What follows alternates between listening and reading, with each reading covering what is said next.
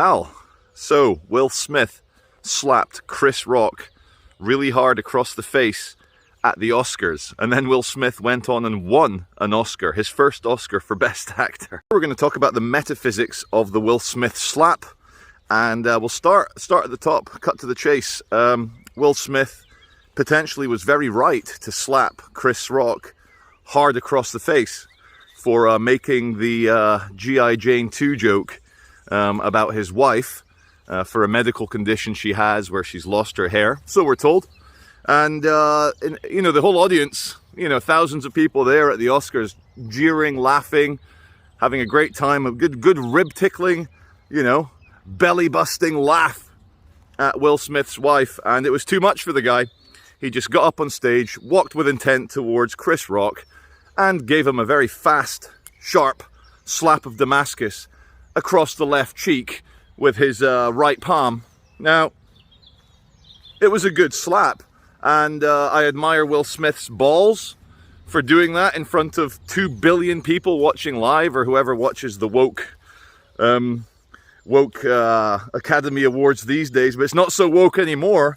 It's getting a bit traditional, getting a bit caveman, getting a bit conservative.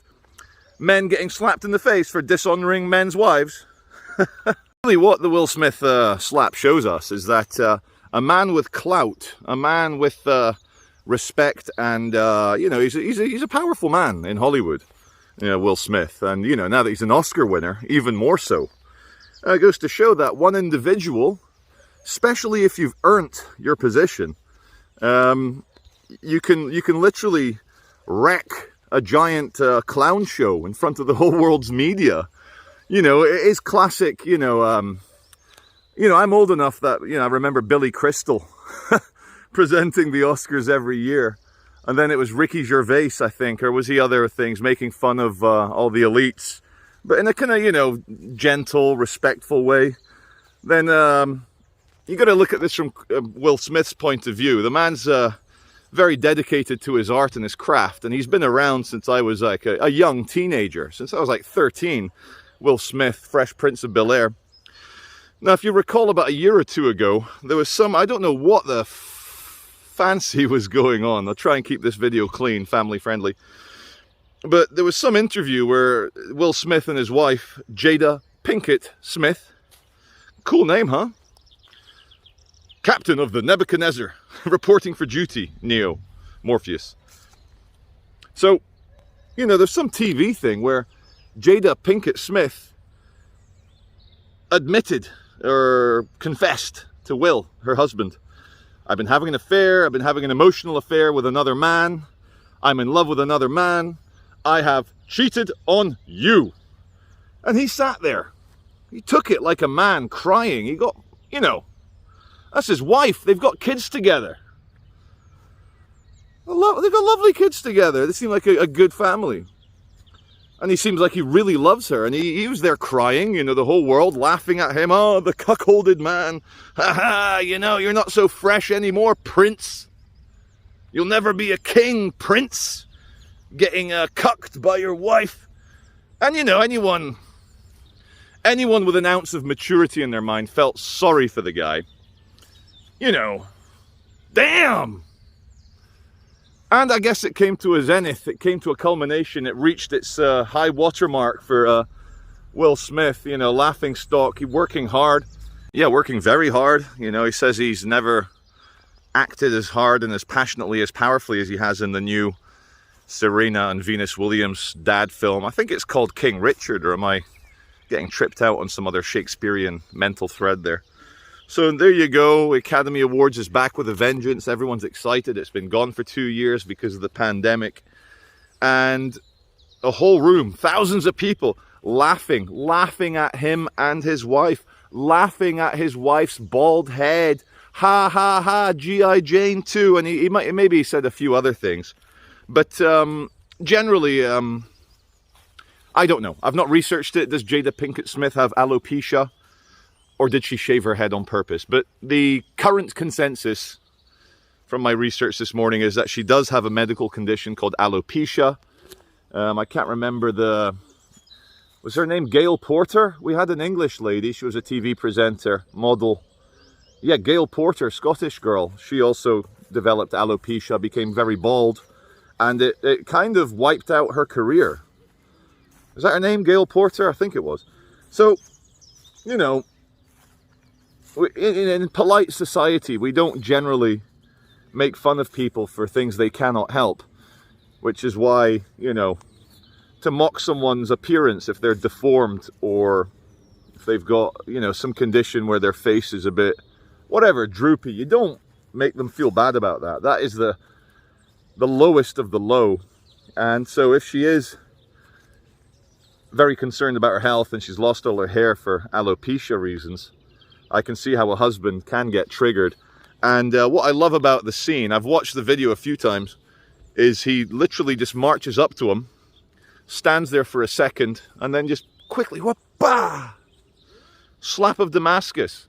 Now, I usually reserve slaps for when I need to make someone back off. The last time I did it, there was an enraged taxi driver who I think had gone mad from lockdown. He saw me filming, talking about Joe Biden. I was just doing a general video, came and assaulted me and, you know, made me fear for my baby's life. So he got a very serious left hand to the face, and it connected so well. The joke goes that birds flew at trees in Norway from the shockwave. It was like the Beirut blast on this. You know, I've never hit someone out of honor, but I would, you know, if you're at something and you or your loved one or your kid or your wife or whatever, your mum becomes the object of everyone's joke,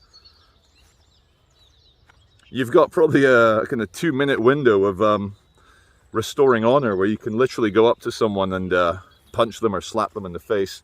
Let me just cut this section. I think a slap is a better idea than a punch for various reasons. A well-executed slap, you know, at high speed against someone's cheek and cheekbone in here, it can have the same blunt force trauma effect as a well-delivered punch, with the added bonus that it's very unlikely to knock the person unconscious. And that's a good thing. When people get knocked unconscious, especially when they're 6 foot tall, whatever, that's 1.80 meters, where they can, you don't want that. You don't want people to, you know, be at risk from your violence, of course. A well-executed slap, it sends a message. It's not about winning the fight. It's not about making the other person injured. It's about sending a message. And when a man slaps another man hard across the face, it sends a very definite message. It's saying, don't mess with me. What you did or what you said is extremely wrong. And in front of all these people, I'm going to slap you like a bitch. And what are you going to do about it? So, yeah. And of course, Chris Rock is not pressing charges. Of course not. Deep down, Chris Rock knows that he deserved to be slapped in the face for antagonizing an emotional man's honor. And also, Will Smith,